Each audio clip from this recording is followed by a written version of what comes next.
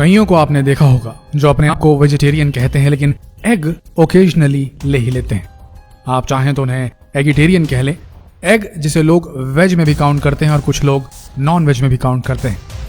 लेकिन सत्य क्या है, एग वेजिटेरियन है या नॉन वेजिटेरियन? ये वीडियो इसी तथ्य की पड़ताल करेगा, तो बने रहिए इस वीडियो के अंत तक। और अब तक आपने अगर शिव पुराण पेज को फॉलो नहीं किया है तो यही सही समय होगा। अभी फॉलो कीजिए शिव पुराण को और पाइए एक्सक्लूसिव वीडियो सीधे आपके न्यूज फीड में। अंडा वेज है या नॉन वेज, इसके लिए हमें समझना होगा कि वेज और नॉन वेज की धार्मिक परिभाषा क्या है। देखिए, जिसमें जीवन है, जिसके अंदर हाड़ मांस है, जिसके अंदर रक्त है, वो नॉन वेज की श्रेणी में आएगा, मांसाहार कहलाएगा। वहीं वेज क्या है? वो जो स्थूल है, वो जिसे दर्द नहीं होता, वो जिसमें कटांश है, जिसको काटने से उसकी मृत्यु नहीं होती, उसे वेजिटेरियन शाकाहार कहा जाता है। जब आप आम का फल खाते हैं तो क्या पेड़ की मौत होती है?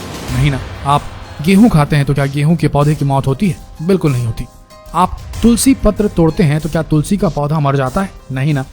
बहुत सारी वनस्पतियों की चीजें खाते हैं, उसमें पेड़ की मृत्यु नहीं होती। लेकिन क्या आप अगर किसी मुर्गी की गर्दन काट ले, टांग काट ले, तो क्या वो जीवित रहेगी? खुद सोच के देखिए इस बात को। अंडा मूलतः भ्रूण है। एक तरफ तो हम कहते हैं भ्रूण हत्या महापाप है और दूसरी तरफ हम किसी का भ्रूण खाते हैं। ये कितना सही है हमें सोचना होगा। हमें सोचना है कि हम सही हैं या गलत। पोल्ट्री फार्म का जो अंडा है, आप थोड़ा सा साइंटिफिक वे में बताते हैं तो वो अनफर्टिलाइज्ड होता है, यानी कि उसमें पुरुष जो मुर्गा होता है उसका समावेश नहीं होता, लेकिन मूलतः उसे मुर्गी का गर्भ जन्म देता है। उसके अंदर अगर संयोजन है मुर्गे का तो वो मूलतः एक चिक बन के सामने आएगा। चिक का मतलब मुर्गी का बच्चा, जिसे हम चूजा कहते हैं। कुछ लोग दूध को बकरी का हो या गाय का हो उसे भी नॉनवेज बोल देते हैं। इसको हमें अच्छे से समझना होगा। जैसे एक माँ अपने स्तन से दूध पिलाती है तो क्या होता है, मेमोरी ग्लैंड्स काम कर रहे होते हैं। सांप अपने बच्चे को दूध नहीं पिला सकता क्योंकि उसके अंदर मेमोरी ग्लैंड्स होते ही नहीं। एनिमल किंगडम में मैमल्स एक ऐसी प्रजाति है जिसके पास में मेमोरी ग्लैंड्स उपलब्ध हैं। चाहे वो बंदर हो, चाहे वो कुत्ता हो, सब में मेमोरी ग्लैंड्स होते हैं। ईश्वर ने ये नियत और ये नियामत जो है सिर्फ मैमल्स को दी है। मैमल्स क्या होते हैं? जिनके मेमोरी ग्लैंड्स होते हैं, जिनके वक्ष होते हैं। मात्र मैमल्स को, वक्षधारियों को ही ये ईश्वर का आशीर्वाद है कि आप गर्भावस्था के समय स्तन पान करा सकते हैं। और इस प्रकार से देखा जाए तो एक माँ के दूध को आप नॉन वेज नहीं कह सकते। और शरीर के एक अंग से निकलने वाला द्रव्य जरूर है जो शरीर उत्पन्न करता है, लेकिन उसमें हनन और पतन नहीं होता है। और एक माँ अपने बच्चे को दूध पिलाती है। गाय को तो माता कहा ही गया है क्योंकि वो सबको दूध पिलाती है, अपने बच्चे को ही नहीं। उसके लिए हर व्यक्ति, हर मनुष्य, चाहे वो रेप्टाइल ही क्यों ना हो, हम सांप को भी तो दूध पिलाते हैं ना। दूध दुहने से जानवर मरता नहीं, इसलिए माँ के स्तन से निकला हुआ जो अमृत है वो नॉन वेज कैसे हुआ, मांसाहार कैसे हुआ? नॉन वेज वो होता है जिसके अंदर जीव की उत्पत्ति हो रही हो। जैसे जब पुरुष और स्त्री आपस में मिलते हैं, या स्त्री ही रक्तस्राव करती है माहवारी के समय, वो नॉन वेज हुआ। या पुरुष जिस प्रकार वीर्य का उत्पादन करते हैं वो नॉन वेज हुआ। नॉन वेज कहलाएगा जिसमें जीवन देने की क्षमता हो। हम इसको नहीं खा सकते, ये मांसाहार है। आप जानते हैं नॉन वेजिटेरियन और वेजिटेरियन में धार्मिक फर्क क्या है? एक जहां जीवन का हनन और पतन ना हो वो वेजिटेरियन है, और जहां पर जीवन का हनन और पतन हो रहा हो वो नॉन वेजिटेरियन है। जब आप प्याज उखाड़ लेते हैं तो पौधे की मृत्यु हो जाती है, इसलिए वो मना है।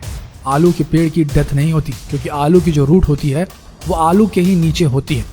एक आलू आप निकाल लेते हैं तो उसके नीचे दूसरा आलू निकल जाता है। रूट की डेथ नहीं होती। जहां पर रूट की डेथ हो जाए वो नॉन वेज कहलाएगा, चाहे वो पेड़ हो या पौधा हो, जहां पर किसी की मृत्यु हो रही। पतन के जिम्मेदार हैं, अगर आप जिम्मेदार हैं तो वो नॉन वेज ही कहलाएगा। अब जैसे कुछ लोग हैं जो सिर्फ ये कहते हैं कि हम योक नहीं खाते, अंडे की पीलक नहीं खाते, अंडे की जर्दी नहीं खाते, हम सिर्फ एग वाइट खाते हैं। यहाँ पर भी आपको ये बताना चाहेंगे कि एग वाइट प्रोटीन है। हमारे शरीर में हमें वेजिटेरियन सोर्स से प्रोटीन मिलता है, वो प्राइमरी प्रोटीन कहलाता है। जितना भी हमें अंडे से, मांस से प्रोटीन मिलता है वो सेकेंडरी प्रोटीन कहलाता है।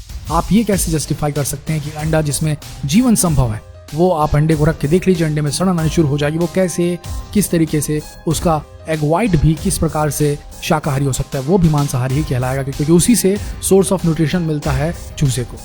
और वैसे भी अंडा जब पुराना हो जाता है तो उसके अंदर से खून निकल आता है, मतलब वहां पर जीवन शुरू हो चुका होता है। आप एग वाइट को खाते हैं, वो भी क्या है, जब एग फर्टिलाइज हो जाता है तो उसी एग वाइट से ही शरीर बनना तो शुरू नहीं होता, लेकिन चूजे को न्यूट्रिशन तो वहीं से मिलता है। तो किस प्रकार से वेजिटेरियन हुआ? इसमें भी किसी तरह का हनन और पतन तो हो रहा है ना।